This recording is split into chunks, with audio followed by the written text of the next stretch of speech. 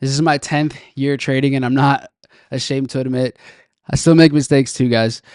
I was having a conversation with my brother. He's been trading for 6 or 7 years, and I mentioned how I terribly mismanaged a position last year on one of my accounts. And he was surprised. He was like shocked. And then my reaction was also really surprised because I was like, what do you mean? He's like, hey, I thought you were like some flawless trader or something. And in regards to my trading system, I'm pretty disciplined, but I mean, yeah, I make mistakes. And so this is far from the truth, and I want to give you guys some clarity and clear up some false expectations that I think is important. And then also how to protect yourself long term as a trader. So I'm not here to say that you can be a sloppy day trader and still make money consistently. You have to be pretty damn disciplined, but you don't have to be perfect. And what's more important is how you respond to your mistakes and how severe those mistakes are. So there's a few things that you can do so that if you do make mistakes, they aren't catastrophic. It's not the end of the world.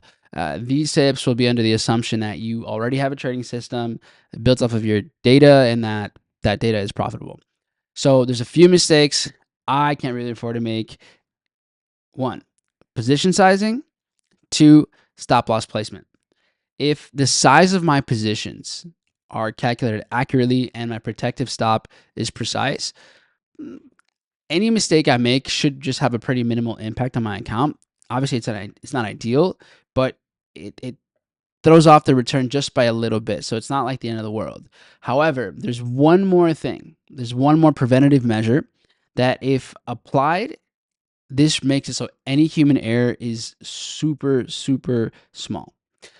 And I have a fail safe. I have a fail safe. I have a max daily loss that automatically closes all positions once it's met. So this is not to limit my trading. That's not the point. It's to protect myself from any accidental mistakes.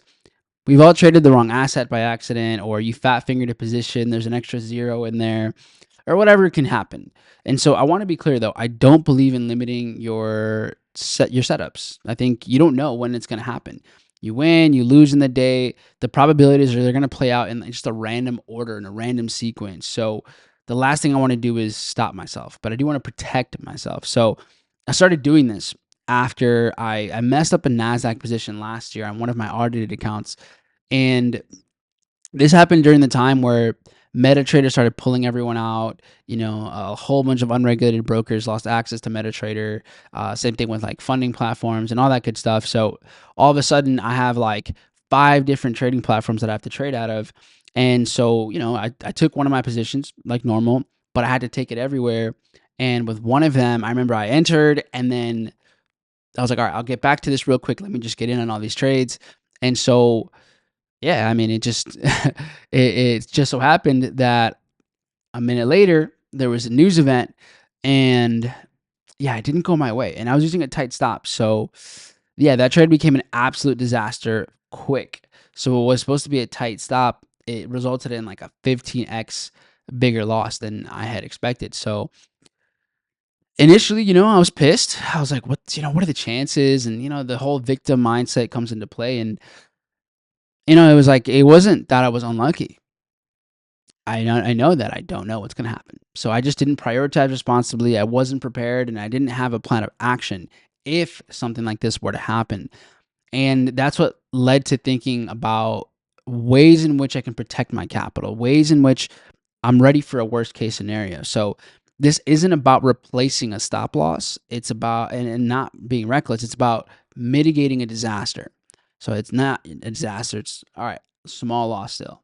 So the goal still is be as disciplined as possible in every aspect of your trading system.